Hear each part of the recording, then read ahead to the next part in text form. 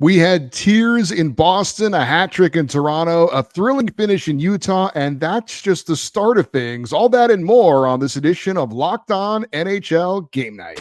When that final horn sounds, you know it's time for Locked On NHL Game Night. All the post-game reactions to every game across the league, every single night, with insights only the hosts at Locked On can provide. Prepare to experience game day reactions like never before. Only on Locked On NHL Game Night. Your team every day. Hey, hockey fans, welcome to Locked On NHL Game Night, part of the Locked On Podcast Network, your teams every day. Thanks for making Locked On NHL Game Night your place to get a recap of the night in the NHL during the regular season and the playoffs. We are available wherever you get your podcasts and on YouTube. Today's episode brought to you by FanDuel. Download the FanDuel app by visiting FanDuel.com and win $300 in bonus bets if your first $5 bet wins. I'm Eddie Garcia, an LA Kings fan on the West Coast. He is Alex Wiederspiel, a New York Rangers fan on the East Coast. Together, we are here to tell you about all the goals, saves, big moments, and stories from the night in the NHL. And Alex, another exciting night of matchups and a big storyline to tell you about in Boston as well. Yeah, it was an interesting night because there were a lot of games that fell flat. I'd actually say the majority of the games were kind of duds tonight, but the ones that were good were great. So we got some really good ones to talk to folks about, and including, I know this is not a Bruins jersey, but these are Bruins colors in honor of Brad Marchand tonight. This is actually a Mountaineer jersey for WVU, but in honor of Brad Marchand tonight, we must honor the Rat. Yes, and he was honored in Boston as the Bruins were hosting his new team, the Panthers. And interesting, both teams coming in on 4-game losing skids after winning their first 3 games. But the story was Brad Marchand returning to Boston after 16 seasons as a Bruin, gets traded to the Panthers last year, wins the Stanley Cup. And of course, this was his first game back against his old team. A great video tribute in this one in the opening period. Marchand not holding back his emotions. The tears were flowing. The fans gave him a rounding ovation, and it was a very, very cool moment. The game was not bad either, as the Panthers are able to pull out the victory. Let's get a report first from the winning side, and we check in with the host of Locked On Florida Panthers, that is Armando Velez.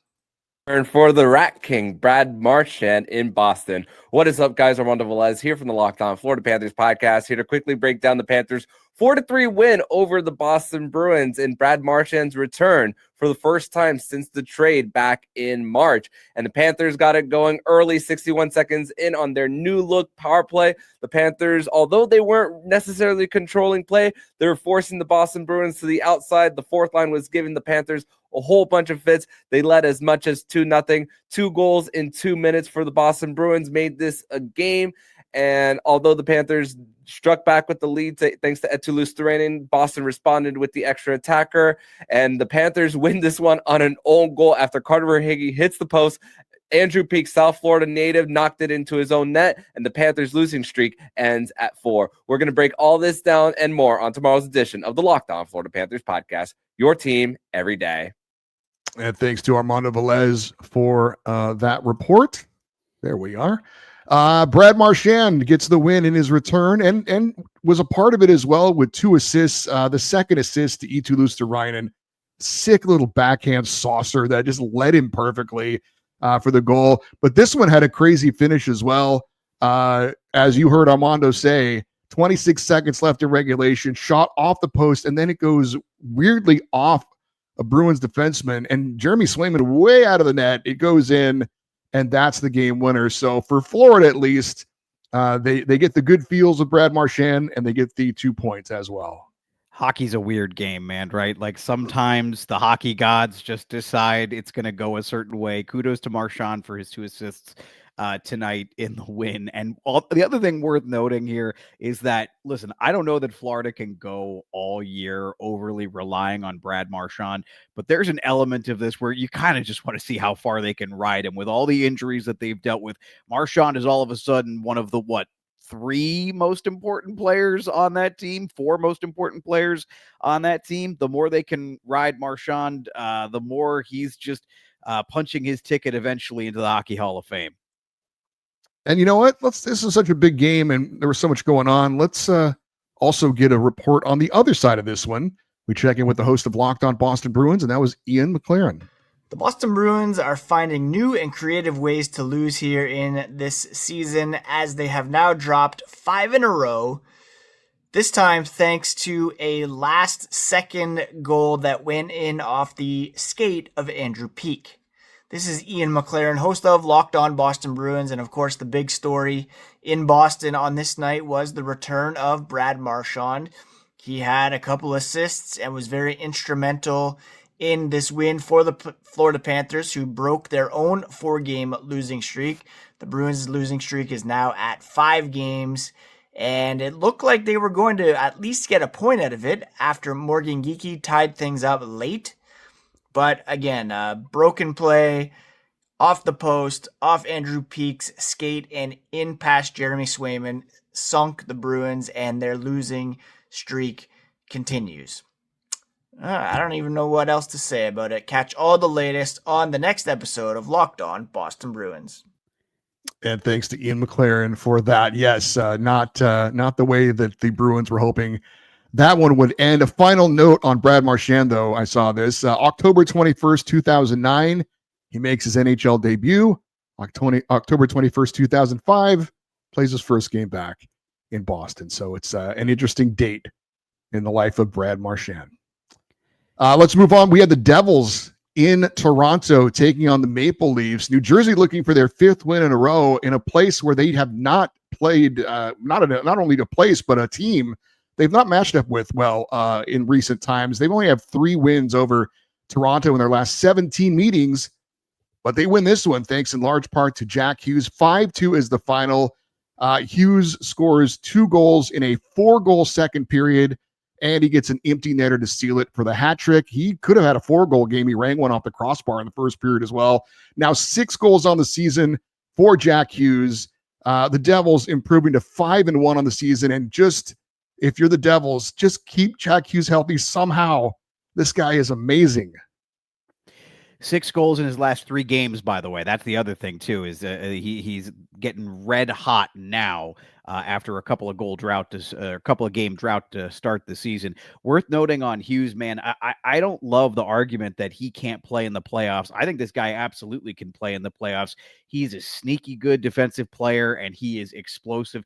The question is, can he survive the grind health-wise? And I think, Ranger fan or not, as long as they're not playing, I want to watch Jack Hughes. He is one of the most exciting, electric, coolest players in the NHL right now. And boy, what a difference. Sheldon Keefe's side, they looked cohesive. They looked detailed. They looked like they had a plan going into this game. Boy, Toronto still kind of looks slow. They kind of look plodding. And even in a game where the possessions and the territorial stuff was like fairly equal, it just felt like New Jersey had an extra gear the whole night, even as that stuff was equal. So kudos to the Devils. I think they looked really good in this one. I thought Toronto would be better than this, to be honest with you, to start the season. Well, and also Anthony Stolarz, their goaltender, called out the team after their last game. You would expect maybe the team and he would respond. Not the case, as he allows 4 goals on 34 shots. Not saying it's all his fault, but if you're going to call out your team, I think you got to kind of lead the way as well. He didn't, and they didn't really follow him either. This was not a great performance on home ice for Toronto.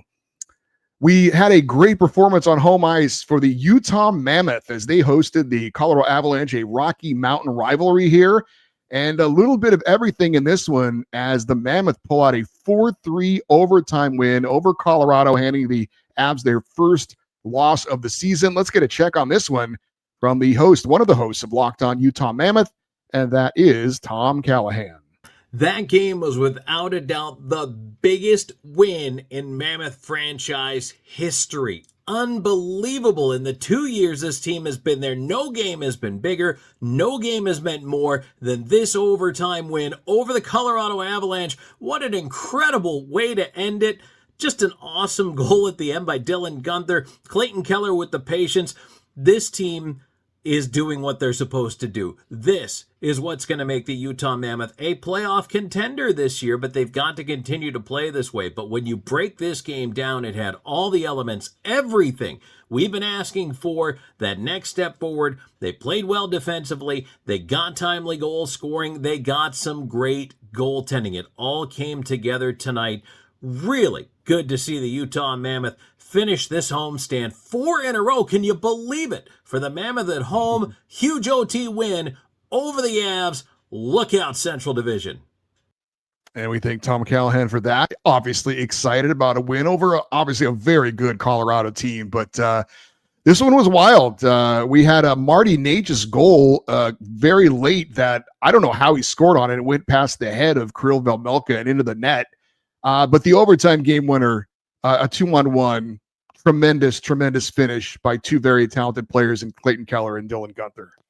Yeah, the Gunther goal was almost more impressive than the Natchez goal. And I will say Natchez is red hot right now, but that pass from Clayton Keller, I at first thought, I was like, oh, this is going to be another one of these goals like Boston and Florida. It redirected off of somebody's skate or off of somebody's stick or off a defensive player's stick. No. It was perfectly put on, and Gunther makes a sick little play with the stick to get it into the back of the net and get the win. You know what's so funny about this game, Eddie, is that like this game went into overtime, and I thought to myself, like, I don't really care what the ending of this game is. This was such a fun 60 minutes of hockey. I want to see more of this when it's not going to come down to a 3-on-3, if you get what I'm saying. I want to see this. If this is what it's going to look like, I want to see 7 games of this in the first round of the playoffs. Well, Utah, a trendy pick by a lot of people to make it in, and maybe this a statement win, as we heard from Tom Callahan, as they get the victory. Utah now 5-2 on the season. Colorado dropping to 5-1-1. Well, would Connor McDavid finally get his first goal of the season? We'll answer that question next on Locked On NHL Game Night. Most people can't name all their financial accounts or even what they're worth, whether it's 401ks, properties, or investments. And when you don't have a full picture, you can end up leaving money on the table. That is why there is Monarch. It's an all-in-one personal finance tool that brings your entire financial life together in one clean, easy-to-use interface for your laptop or your phone. Monarch is built for people with busy lives. If you put off organizing your finances, Monarch is for you.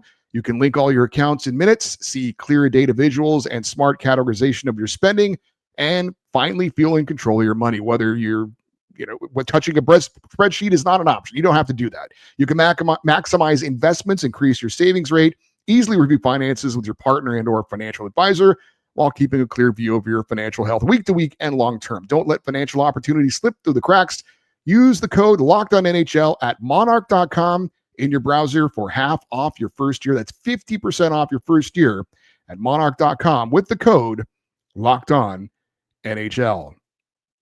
And let's be real, making excuses doesn't solve anything. We've all heard them before. It's just stress, I'm tired, or it happens to everyone sometimes. But when it comes to performance, sometimes your body just needs a little extra support. And that's where Rugiet comes in. Rugiet.com offers fast-acting, doctor-prescribed treatments for ED designed to help you stop making excuses and start making moves. Rugiet makes it easy to get started. You just have to connect with a board-certified doctor, 100% online, no awkward waiting rooms or in-person appointments. It prescribes your treatment ships discreetly straight to your door. The process is fast, simple, and private, and it's all handled by real doctors. It's about confidence, connection, and getting back to the moments that matter. Visit Rugiet.com. That's RUGIET.com/LockedOnNHL. You'll get 15% off your first order. Again, that is Rugiet.com, RUGIET.com/LockedOnNHL. Don't forget to use the code LockedOnNHL so they know we sent you. Rugiet, stop making excuses and start making moves. All right, we are just getting started here. Lots more to tell you about, including a Canadian matchup in the Canadian capital. The Senators hosting the Oilers. Edmonton looking to wrap up a road trip on a winning note, and a lot of firsts in this one for the Oilers as they get a 3-2 overtime win. Let us get a report on this one from the host of Locked On Edmonton Oilers, that is Nick Zararis. Welcome back. Nick Zararis of Locked On Oilers here after a 3-2 overtime victory on yet another night where the Edmonton Oilers didn't look like a very good hockey team. They got out to a 2-0 lead, blew it in short order in the third period, required overtime against a Brady Tkachuk-less Ottawa Senators team on a night celebrating Adam Henrique's 1,000th NHL game. It was Jake Wallman making his season debut, coming off of an undisclosed injury that's hampered him, kept him out of the lineup so far.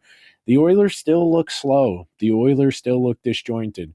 But if their star players, if McDavid, if Draisaitl, if supplementary players like Jake Wallman, like Ike Howard, who picked up his first career NHL goal tonight, can contribute in these early stages as the team sorts itself out, just maybe the Oilers might be able to stave off any real big picture concern. All right, thanks to Nick Zararis for that. And as you heard, a lot of firsts. Jake Wallman's first game gets the OT game winner. McDavid does get his first goal on the power play, and Isaac Howard his first NHL goal as well.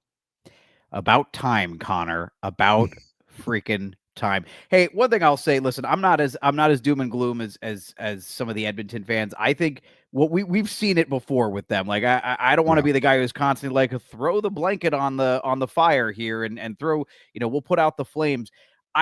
I think that if they're accumulating points while not playing well, what that says to me is they actually have a legitimate chance at maybe winning the division, because we've seen in years past they would do this, come out of the gate and start the season not that well and not accumulate a bunch of points. In fact, fall way behind in the standings and have to go on a crazy run just to finish in second or third. If they can accumulate points while playing not their, with their fastball, it's not the worst thing in the world. They're going to have to find their A game at some point, but this is not the worst start in the world.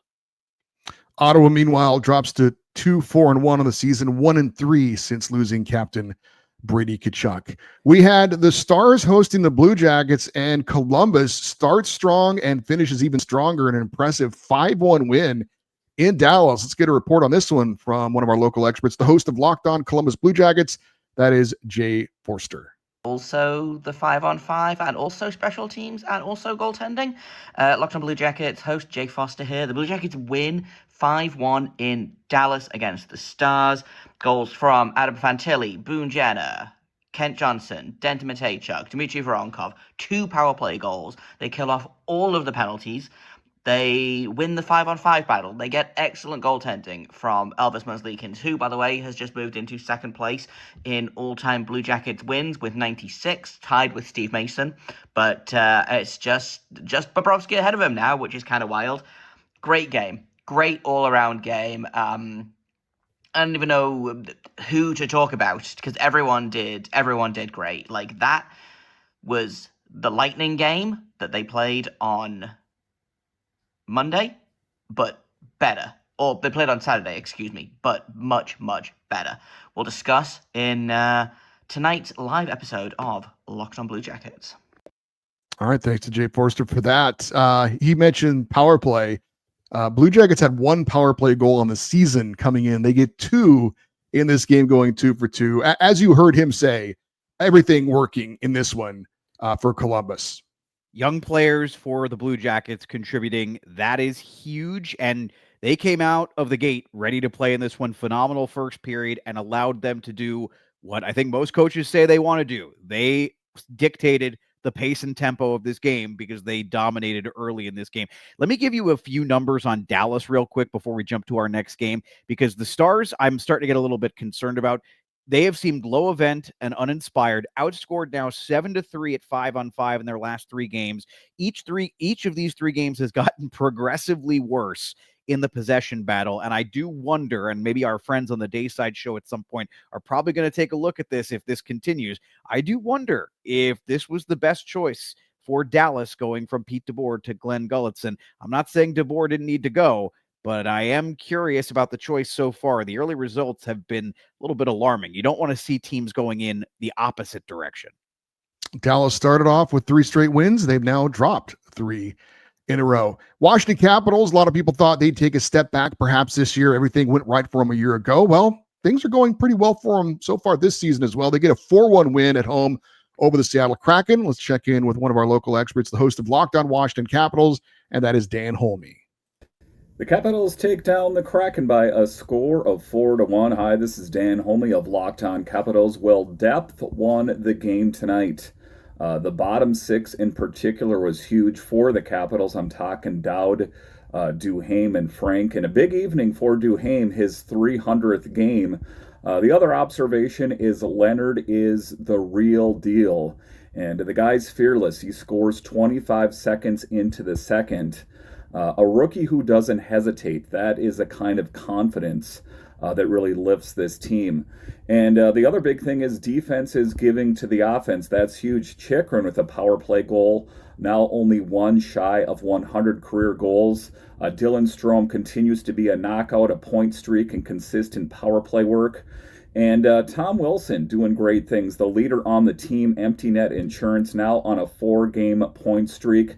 But it all builds out from the net, right? And Logan Thompson was calm, didn't have to be spectacular, made the saves that he needed to make, and the team played well around him. I'll have much more on this for you later on Locked On Capitals. All right, thanks to Dan Holming for that report. Ryan Leonard getting his 3rd goal of the season. Washington now 5-2 on the year. By the way, Washington out-chancing in the high danger category, out-chancing Seattle 14-2 at 5-on-5 in this game. You're not going to win a lot of games if you can only create 2 high danger chances. Perhaps the Seattle Cinderella story is already coming to an end in 2025, 2026. Cover your ears, Seattle fans. Yeah, sorry about the baseball team too. That was mean. I didn't mean it to be mean. I really didn't. I was actually rooting for the Mariners. I apologize. The top 2 picks in this year's NHL draft going head to head on Long Island, and they both made some news. We will get to that on Locked On NHL Game Night. The NFL season is here, and FanDuel is making sure you're ready for kickoff with a can't-miss offer. Right now, new customers can bet just $5, and if your bet wins, you'll get $300 in bonus bets to use across the app. I love using FanDuel because it fits however you like to bet, player props, building a same-game parlay, or even jumping in live as the action unfolds. It makes every game more exciting, whether you're watching your team or just keeping an eye on your fantasy lineup. It is quick, easy, and the best way to add a little more energy to your Sunday. So are you ready to play? Download the FanDuel app now by visiting FanDuel.com to get started. That's FanDuel.com to place your first $5 bet.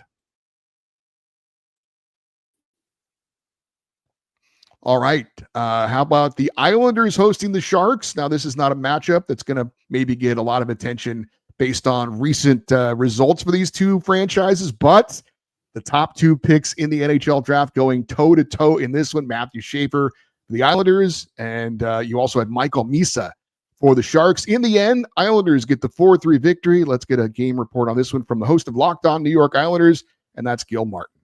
Gil Martin of Locked On Islanders here. Islanders hold on for a 4-3 win over the San Jose Sharks. Isles got off to a slow start, but things got better as the game progressed. They overcame their sloppy defense and were able to get a solid effort. Hero of the game, Matthew Schaefer, his first multi-point game, and he's got at least 1 point in all 6 of his games. He has just been electrifying. He keeps finding new ways to make plays and create offense. And one other thing that I think has been overlooked, Schaefer gives Matthew Barzal a teammate who is both offensively creative and who can keep up with Barzy's skating speed. For more in-depth daily coverage of your New York Islanders, check out the Locked On Islanders podcast. All right, thanks to Gil Martin for that report. Matthew Schaefer, as you heard him say, a goal and an assist. Michael Misa, in a losing effort, the number 2 overall pick, picks up his first NHL point with an assist as well. But a lot of fun young talent on display in this one. And a tough one for Sharks fans because I think the Sharks probably played their best game of the season to date and didn't even get a point out of it. But still plenty to be excited about. I thought Celebrini was all over the place, and Michael Misa gets his first point. That's a big deal. One funny thing, and I hope that we'll get a chance to see more of this the next time these two teams play. But so I was very excited about the possibility of them going head-to-head. I went and checked. They were on the ice together. Misa and Matthew Schaefer were only on the ice together for about 1 minute and 37 seconds at 5-on-5. So not a lot of time that they spent going head to head, unfortunately. I would like to see more of that when we get to the second game. They a little bit more in the special teams, but I'd like to see a little bit more of these two actually going head to head when these two meet again next time in San Jose. Islanders have won 3 in a row after losing 3 straight to open the season, while, of course, the Sharks are still the only winless team left in the NHL at 0-4-2. I don't know who has, a list of surprises, pleasant surprises so far, but maybe the Penguins are on there. Penguins hosting the Canucks and get a 5-1 victory. Started the year, people saying, the Penguins are going to be bad again. All these whispers about Sidney Crosby getting traded. Well, so far, so good for the Penguins. With this victory, Crosby gets his 4th of the year. Chris Letang picks up his 600th career assist, only the 20th defenseman ever to do that. And Justin Brazeau continues to perform with his 5th goal of the year. Artur Shilov's in net, 1 goal allowed on 24 shots. Pittsburgh looking surprisingly decent at this point. And I think the Dan Muse hire looks as good as you could possibly have hoped at this point. Remember, that's a guy that the Rangers were actively trying to keep, and the only way he was going to get away from them is if he got a head coaching job. And that's, in fact, what happened. One quick note on this one, I will say, listen, Pittsburgh hasn't really beaten anybody yet. Their best win, maybe that first opening game against the Rangers. But in this game, Vancouver missing Philip Hedl, Jonathan Lekkerimäki, Brock Besser. I think we've got some issues in Vancouver that they have got to sort out because, boy, they are not healthy. Pittsburgh now 5-2 on the season. We had the Blues hosting the Kings. Corey Perry making his LA debut in this one. People might not remember he was hurt before training camp even started. He did not have a point in this one, but Adrian Kempe did. Overtime game winner on a 4-on-3 power play as the Kings pull out a 2-1 victory. LA also getting their goaltender Darcy Kemper back after missing 2 games. He was really good in this. Only saw 18 shots, but stopped 17 of them, and some of them were pretty quality as well. Jordan Bennington, a tough luck loser in this one, allowed just 2 goals on 28 shots. But we'll check in with the host of Locked On LA Kings. Oh, that's me. The Kings are obviously off to a very disjointed start. They really needed, Alex, one of these types of performances where they got back to their identity, and that is being a difficult team to play against, a team that has good shot suppression and plays quality team defense. This was frankly, a pretty boring game until the end, but that's kind of Kings hockey. When they're playing boring, hard team defense, that's when they're at their best. We had not seen it until this game, so hopefully for LA and their fans, this will be something that they can replicate going forward here. Worth noting real quick, this could potentially be 2 teams who are battling for 1 playoff spot down the line. So this outcome worth paying attention to potentially in the next couple of months. And our final game in Music City, the Predators hosting the Ducks. Anaheim looking to be a young, improved team this year. There's a lot of reason to be excited about their future, but maybe the future is now. They get a 5-2 win over the Predators. Let's get a report from the host of Locked On Anaheim Ducks, and that is Kyle Carr. We have a Gordie Howe hat trick out in Nashville. Kyle Carr from Locked On Anaheim Ducks here. The Ducks head into Smashville and come out with a victory, 5-2 win over the Predators. Ross Johnson gets the first goal of the game. This is the first game that Anaheim has gotten the first goal of the game. And Johnson not only gets that goal, he gets 2 assists and drops the gloves to get that Gordie Howe hat trick. Last year, Johnson only had 4 points. He had 3 points tonight.